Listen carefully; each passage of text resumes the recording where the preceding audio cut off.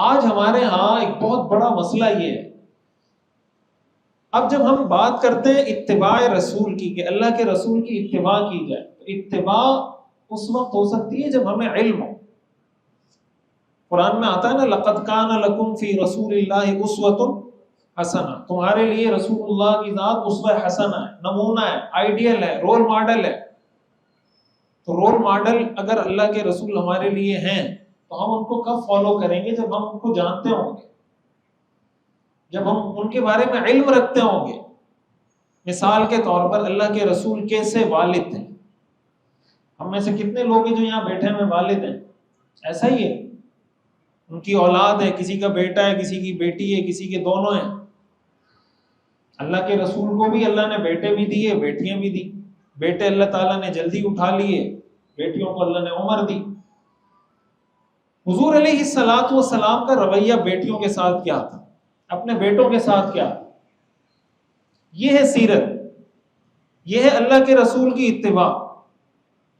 اب ہم اگر اس چیز کو دیکھیں ہمارے معاشرے میں کہ بھائی ہم میں سے کتنے لوگ یہ بات جانتے ہیں کہ اللہ کے رسول کیسے والد تھے؟ اللہ کے رسول کیسے والد تھے؟ تو ہم میں سے شاید ہی یعنی 100 میں سے شاید 1-2 لوگ ہوں گے جو آپ کو بتا سکیں گے کہ ایسے والد تھے۔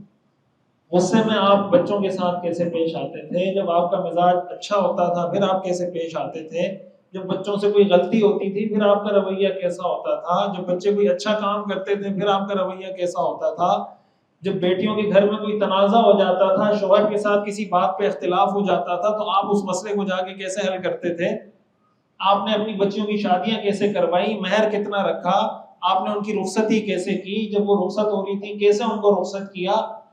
یہ ایک والد کی حیثیت سے حضور کا کردار ہے۔ ہم کیا کرتے ہیں؟ ہم بچوں کی تربیت کن چیزوں کو دیکھ کے کر رہے ہوتے ہیں؟ ڈراموں کو دیکھ کے، فلموں کو دیکھ کے۔ بچی کو کیسے رخصت کرنا ہے؟ جیسے ڈرامے کا رخصت کیا جائے، ایسا ہی ہے نا۔ بچی کو گھر سے کیسے رخصت کرنا ہے، کس لباس میں رخصت کرنا ہے، کس انداز سے رخصت کرنا ہے، جیسے فلاں ڈرامے میں رخصت کیا جائے۔ ہمارے یہاں جتنے بھی شادی کے اندر طور طریقے کلچر پائے جاتے ہیں ان میں سے بہت سارے جائز بھی ہیں، لیکن بہت سی چیزیں ناجائز بھی چل رہی ہوتی ہیں اس میں۔ ساری چیزیں شادی بیاہ میں ہمارے یہاں ناجائز نہیں ہے، لیکن جو ناجائز چیزیں وہ کہاں سے آئی ہیں؟ وہ اسی طرح آئی ہیں کہ اس کو دیکھا، اس کو دیکھا۔ ہمارے یہاں جو فیشن سیٹ ہوتا ہے، مثال کے طور پر میں نے کیسے کپڑے پہننے، میرے بالوں کی سیٹنگ کیسی ہونی چاہیے۔ اب حضور علیہ الصلوۃ والسلام کے بھی بال تھے، آپ بھی بال رکھتے تھے۔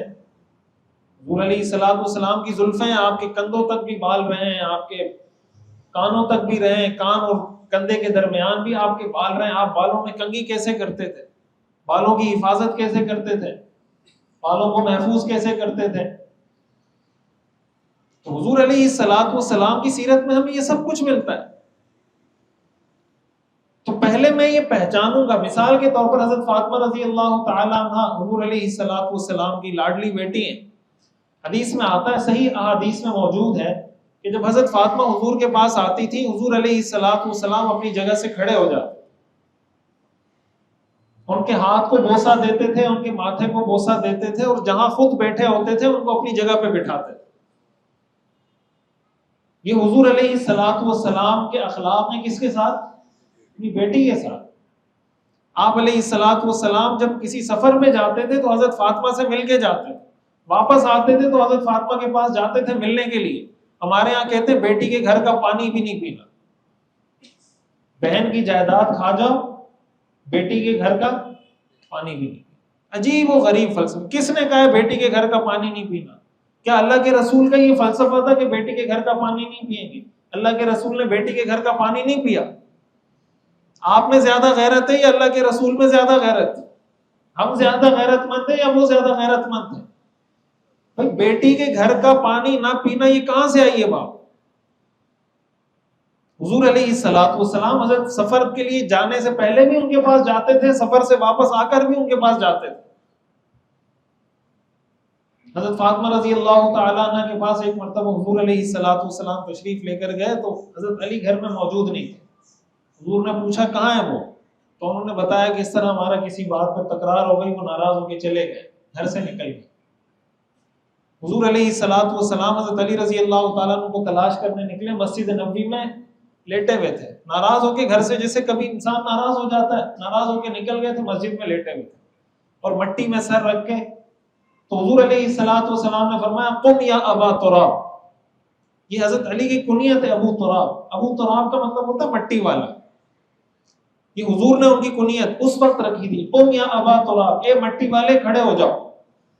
یعنی وہ مٹی میں ان کا سر رکھا ہوا تھا تو حضور نے ان کو کہا مٹی والے, اس سے ان کی کنیت بن گئی ابو تراب. حضرت علی کی کنیت ہے ابو تراب. ابو تراب کا مطلب مٹی والا. حضرت علی کو حضور نے ہاتھ سے پکڑا اور گھر لے کر گئے اور ان کا آپس میں صلح کروائی. اور حضور نے فرمایا کہ مجھے اپنی خوشی میں بھی اس طرح شامل کرو جس طرح تم نے اپنی ٹینشن میں مجھے شامل کیا, اپنی پریشانی میں مجھے شامل کیا تھا, اب اپنی خوشی میں بھی مجھے شامل کرو. اور آپ نے ان کے درمیان کیا کروا دی؟ صلح کروا دی. یہ حضور علیہ الصلوۃ والسلام کا کردار ہے. ایک بیٹی کا گھر, کہ اگر ایک بیٹی سے اس کا شوہر ناراض ہو جائے تو بیٹی کے والد کا کردار کیا ہونا چاہیے. ہمارے ہاں کیا ہوتا ہے؟ ہمارے ہاں جب بیٹی گھر میں ناراض ہو کے آ جائے کسی وجہ سے تو والد کا یا والدہ کا کردار کیا ہوتا ہے؟ وہ تو اور آگ بگولا ہو جاتے ہیں اور بچی کو بھڑکاتے ہیں, تمہارا شوہر ایسا ہے, تمہاری ساس ایسی ہے, تمہارا سسر ایسا ہے. نتیجہ کیا نکلتا ہے؟ گھر اجڑ جاتے ہیں. ایک تو ہوتا ہے نا کہ شوہر ظلم کر رہا ہے, تشدد کر رہا ہے, کوئی مطلب غیر شرعی طریقے سے ٹریٹ کر رہا ہے, ڈیل کر رہا ہے, وہ تم سمجھ میں آتی ہے کہ آپ پوچھیں بھائی کیوں یہ کام کر رہے ہیں. ایک ہے کہ معمول کی نوک جھونک جو گھر میں چل رہی ہوتی ہے کہ شوہر نے ڈانٹ دیا, شوہر ناراض ہو گیا. حضور علیہ الصلوۃ والسلام ایک مرتبہ ازواج مطہرات کے ساتھ آپ کسی بات پہ تکرار ہوئی, آپ گھر سے چلے گئے, 1 مہینے تک گھر نہیں گیا. 1 مہینے تک آپ گھر نہیں گئے, مسجد میں رہتے تھے, بائیکاٹ کیا کہ میں گھر نہیں آؤں گا, قسم کھا لی تھی آپ نے. ناراض تھے, جب راضی ہو گئے تو چلے گئے. اب ہمارے یہاں یہ بھی ہوتا ہے کہ کوئی شوہر اگر گھر سے بیوی سے ناراض ہو جائے تو وہ کہتے ہیں یہ کیسا بزرگ آدمی, یہ کیسا نیک آدمی, باہر لوگوں کے ساتھ ایسا ہے, گھر میں ناراض ہو کے پھر رہا ہے. بھائی ایک تو یہ نا کہ گھر میں آدمی ہر وقت ہی بد اخلاق بدتمیزی کر رہا ہے, ایک ہے کہ گھر میں نارمل ٹھیک ہوتا ہے لیکن کسی بات پہ ناراض ہو گیا, بیوی سے نکل گیا گھر سے. تو اب اس کو بزرگی کے خلاف سمجھنا, نیکی کے خلاف سمجھنا, یہ کہاں کا دین ہے؟ تو صحابہ نے بھی کیا ہے, حضور سے بھی ثابت ہے. تو ہر انسان کی فطرت کا حصہ ہے کہ کبھی کسی وقت بیوی سے ناراض ہو کے وہ گھر سے نکل سکتا ہے. حدیث روایات میں آتا ہے نا کہ ازواج مطہرات نے ایک مرتبہ آپس میں طے کیا کہ ہم حضور سے مطالبہ کریں گے کہ ہمارا خرچہ بڑھائے, ہمارا خرچہ بڑھائے. سب نے آپس میں طے کیا اور ایک زوجہ کے پاس آپ گئے تو وہ کہہ رہی ہے ہمارا خرچہ بڑھائیں, دوسری کے پاس گئے وہ کہہ رہی ہے ہمارا خرچہ بڑھائیں, تیسری کے پاس گئے وہ کہہ رہی ہے ہمارا خرچہ بڑھائیں. اس پر قرآن کریم کی آیات نازل ہوئی. 22واں پارہ جہاں سے شروع ہوتا ہے وَمَن يَقْنُتْ مِنكُنَّ لِلَّهِ, یہ جو پوری آیات ہیں اسی موقع پہ نازل ہوئی. حضور علیہ الصلوۃ والسلام نے سب کو جمع کیا اور فرمایا کہ میرے پاس اتنا ہی خرچہ ہے جو میں دے سکتا ہوں, اگر اس خرچے میں میرے پاس خوش ہو تو ٹھیک, خوش نہیں ہو تو میں تم سب کو طلاق دے دیتا ہوں. یا نساء النبی ان کنتن تردن الحیات الدنیا وزینتها فتعالین امتعکن واسرحکن سراحا جمیلا. اے نبی کی بیویوں, اگر تمہیں دنیا کی زیب و زینت چاہیے تو آؤ, میں تمہیں اچھے طریقے سے طلاق دے کر فارغ کر کے گھر بھیج دیتا ہوں. امتعکن واسرحکن سراحا جمیلا, اچھے طریقے سے رخصت کر دیتا ہوں. اور اگر تمہیں آخرت چاہیے اور میرے ساتھ رہنا چاہتی ہو تو اسی خرچے پہ رہو. اسی پر قرآن کریم کی جو جتنی آیات ہیں ازواج مطہرات کے بارے میں, وہ اس آگے اللہ نے فرمایا یا نساء النبی لستن کاحد من النساء, اے نبی کی بیویوں تم عام عورتوں کی طرح نہیں ہو, تمہارا مرتبہ تمہارا مقام عام عورتوں سے بہت بلند ہے. تو حضور علیہ الصلوۃ والسلام کے ساتھ یہ ساری سچویشنز پیش آئی ہیں جو ہمارے ساتھ پیش آتی ہیں. ہم سے بھی بیوی مطالبہ کر سکتی ہے نا, کرتی ہے, بھائی میرا خرچہ بڑھا دو, مجھے یہ سوٹ لے کے دے دو, مجھے یہ کام کر دو, میرا فلاں کام کر دو, ہم سے بھی مطالبہ کرتی ہیں. اب ہمارا رویہ کیا ہونا چاہیے؟ حضور علیہ الصلوۃ والسلام کا رویہ کس موقع پہ کیا ہوتا تھا؟ حضرت عمر رضی اللہ تعالیٰ عنہ کے بارے میں آتا ہے نا کہ ایک مرتبہ انہوں نے اپنی زوجہ سے کوئی بات کی, زوجہ نے آگے سے جواب دے دیا. حضرت عمر رضی اللہ تعالیٰ عنہ تو بہت جلالی آدمی تھے، ان کو غصہ آیا اور کہنے لگے کہ بھائی تم عورت ہو کر میری بات کو کیسے رد کر رہی، تم میں یہ جرت کیسے آئی؟ میں مرد ہوں، میں ایک بات کہہ رہا ہوں، تم کہہ رہی ہو نہیں یہ کام یوں نہیں یوں ہوگا، یہ جرت کہاں سے آئی تم میں؟ حضرت عمر کی اہلیہ نے کہا کہ تم سے اچھے مرد کے سامنے ان کی بیویاں یہ کرتی ہیں، تم سے اچھے مرد کے سامنے ان کی بیویاں، مراد یہ تھی کہ اللہ کے رسول کے سامنے ان کی بیویاں یہ کرتی ہیں، تو میں نے تمہیں جواب دے دیا تو کیا ہو؟ حضرت عمر کی جو بیٹی ہے وہ حضور کی زوجہ ہے، حضرت حفصہ ام المؤمنین ہے. تو حضرت عمر نے اس بات کو ویریفائی کرنے کے لیے کہ باقی میں یہ ٹھیک کہہ رہی ہے، آئے اپنی بیٹی کے پاس اور پوچھا کہ کیا تم اللہ کے رسول کے ساتھ تکرار کرتی ہو؟